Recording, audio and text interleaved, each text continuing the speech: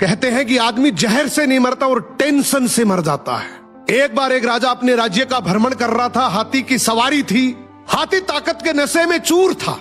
हाथी ने ध्यान नहीं दिया और उसकी सूंड से एक मस्त मोला फकीर का कटोरा गिर गया। फकीर को बड़ा गुस्सा आया।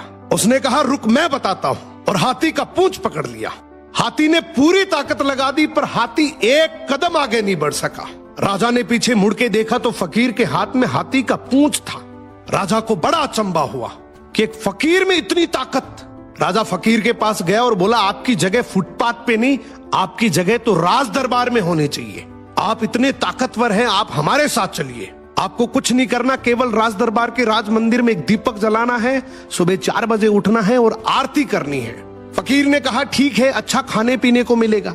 थोड़े दिन बीते कि एक दूसरे राज्य का राजा से मिलने आया।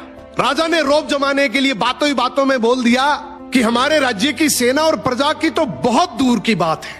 हमारे राज्य के तो फकीर भी इतने ताकतवर हैं कि एक बार तो हाथी को भी पकड़ ले तो हाथी भी एक कदम नहीं बढ़ सकता। दूसरे राज्य के राजा ने बोला, भी हमें तो दिखाओ तब माने। राजा ने फकीर को बुलाया और कहा, नाक का सवाल है, ध्यान रखना। फकीर ने कहा, ठीक है, हाथी को बुलाओ। फकीर ने हाथी का पूंछ पकड़ा मगर इस बार पासा पलट चुका था। हाथी फकीर को घसीटते हुए ले गया। ये देखकर राजा को बड़ा अचंभा हुआ और फकीर से बोला कि जब तुम फुटपाथ पर रहते थे, रूखा सूखा खाते थे, तब भी तुम में इतनी ताकत थी। अब तो तुम राज दरबार में रहते हो, 56 प्रकार के भोजन करते हो, फिर ताकत कहां गई? फकीर जोर से हंसा और बोला, राजा जी, ताकत को टेंशन खा गई। पहले मेरे कोई टेंशन नहीं थी, कब उठना है, कब जागना है, कब सोना है।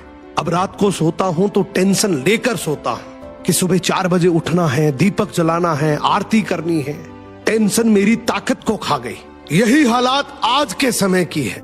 हम सोते हैं तो हर दिन हजारों टेंशन लेकर सोते हैं जो हजारों बीमारियों को न्योता देती है, जबकि हमें पता है कि टेंशन करने से कुछ नहीं होगा। वही होगा जो भगवान को मंजूर है। फिर टेंशन करने का क्या फायदा? सो मेहनत पे भरोसा रखो, टेंशन करने से कोई फायदा नहीं है। टेंशन आदमी का शरीर दीमक की तरह खा जाती है।